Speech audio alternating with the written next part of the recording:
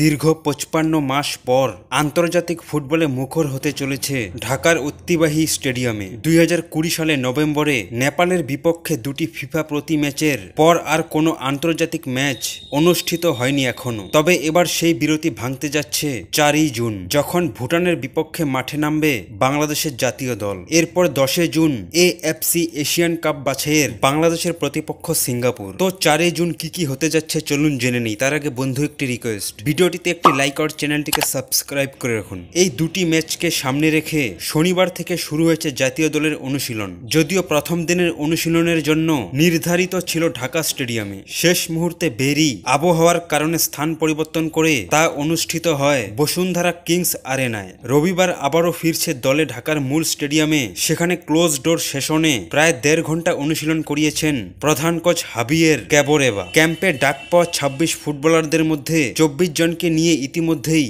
শুরু হয়েছে প্রস্তুতি। ইংলিশ প্রিমিয়ার লিগের ফুটবলার হামজা চৌধুরী সোমবার সকালে ১০:৩০টায় ঢাকায় পৌঁছবেন। এরপর ক্যাম্পে যোগ দেবেন কানাডা প্রবাসী শামিত সোম, যিনি ৪ জুন ভুটানের বিপক্ষে ম্যাচে অংশ নেবেন না। তবে ক্যাম্পের শুরু থেকেই আছেন ইতালির প্রবাসী তরুণ ফুটবলার ফাহামিদুল ইসলাম, যিনি ২৮শে মে ঢাকায় পৌঁছেছেন। হামজার খেলা নির্ভর করছে তার শারীরিক প্রস্তুতি ও ফিটনেসের উপর। যদিও ধারণা করা হচ্ছে পুরো ম্যাচে না খেলেও কিছু সময়ের জন্য মাঠে দেখা যেতে পারে এই মিডফিল্ডারকে। প্রায় ৫ বছর পর ঢাকা স্টেডিয়ামে ফিরছে আন্তর্জাতিক ফুটবল, আর সেই সঙ্গে নতুন করে স্বপ্ন দেখাতে আসছে বাংলাদেশের জাতীয় দল।